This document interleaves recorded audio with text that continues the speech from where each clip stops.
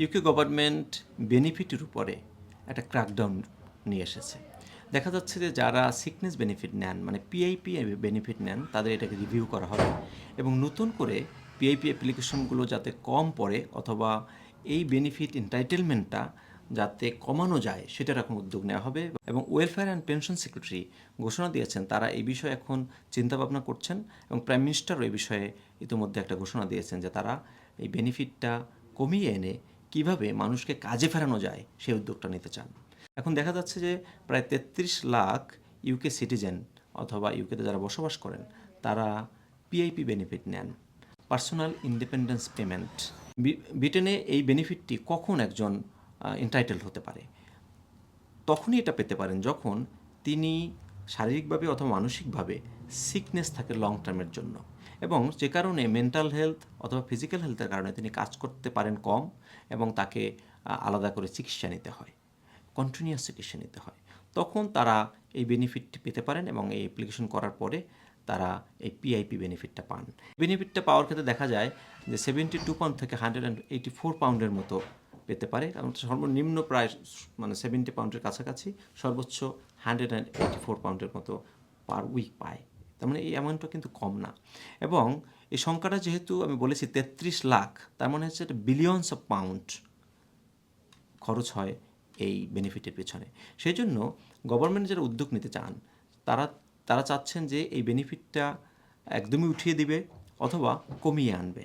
এবং যারা মাইল্ড মানে কিছুটা সমস্যায় আছে তারাও যেহেতু এই বেনিফিটটা পান, তারা এখন যেটা করতে চান এই বেনিফিটটা তাদেরকে না দিয়ে তাদেরকে এককালীন কোনো একটা হাউস হোল্ডের জন্য খরচ বা কিছু টাকা দিয়ে তাদেরকে কাজে পাঠানো হবে।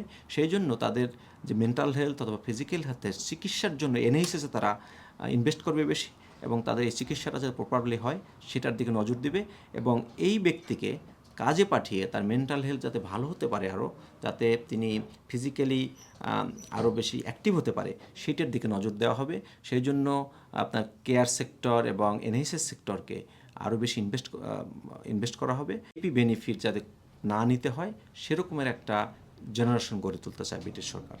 সেজন্য যেটা বলা হয়েছে যে দেখা যাচ্ছে যে কিছু মানুষ তারা অনেক সময় সামান্য অসুস্থতার জন্য এরকম বেনিফিটের পিছনে ছুটে বা বেশি বেনিফিট নেওয়ার পরে দেখা যায় এটাকে আরেকটু এন্টাইটেলমেন্ট বাড়ানোর জন্য, মানে পেমেন্ট বাড়ানোর জন্য তারা আস্তে আস্তে ডিসেবিলিটি অ্যালাউন্স বা ডিসেবিলিটি বেনিফিটের দিকে চলে যায়।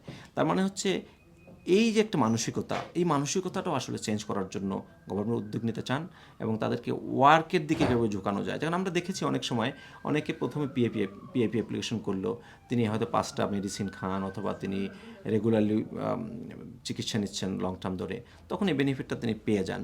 পাওয়ার পরে তিনি মনে করেন যে তিনি একটি ডিজেবল ব্যাজ পেতে পারেন ড্রাইভার হিসেবে নিজের গাড়ির জন্য অথবা আদার কিছু অপরচুনিটি পেতে পারেন, সেটার জন্য অ্যাপ্লিকেশন করেন। তারপর তিনি আবার একটা অপরচুনিটি খোঁজার চেষ্টা করে যে তাহলে আমি কাজ একদমই কেমনে বন্ধ করতে পারি, এরকম একটা নেগেটিভ মানসিকতা অনেকের গড়ে ওঠে। সেই জায়গাটা থেকেও আসলে বের করে আনার জন্য গভর্নমেন্ট উদ্যোগ নেবে। এটা যেমন একটা বিষয়। আরেকটা বিষয়, জেনুইন যারা সিভিয়ারলি মেন্টাল হেলথ এবং অন্য অন্য সমস্যায় রয়েছে তাদেরকে যদি এই পিআইপি না দেওয়া হয় তখন কিন্তু তারা আবার স্ট্রাগল করবে।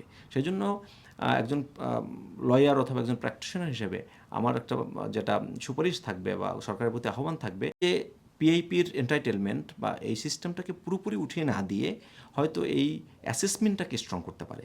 যেমন ধরেন যে একজন মেন্টাল হেলথের সমস্যা আছে, তার চিকিৎসাটা প্রপারলি দিয়ে তাকে কিউর করে দিল, তার কিন্তু বেনিফিট নিতে হচ্ছে না তখন, এবং তখন তিনি ওই ডিজেবল হওয়ার যে একটা মানসিকতা বা নেগেটিভ থিঙ্কিং মাথার মধ্যে চলে আসা মেন্টাল হেলথের কারণে, সেটা তখন তার মধ্যে আসবে না। কিন্তু তাকে সেই যে ফিজিক্যাল অ্যান্ড মেন্টাল হেলথের জন্য যে ট্রিটমেন্ট সেটা যাতে প্রপারলি বাড়ানো হয়, জেনুইনলি দেওয়া হয়, যেটা এনএইচএস এখন দিতে পারছে না, অক্ষম বলতে পারেন অনেক ক্ষেত্রে। লং টার্ম ধরে মানুষ ওয়েট করে এনএইচএসে, কিন্তু চিকিৎসা পায় না মেন্টাল হেলথের, চিকিৎসা পায় না ফিজিক্যাল হেলথের, বিভিন্ন অপারেশন করতে পারে না। তো সেটা যাতে ইনশিওর করতে পারে সেটা অবশ্যই আমাদের সুপারিশ থাকবে।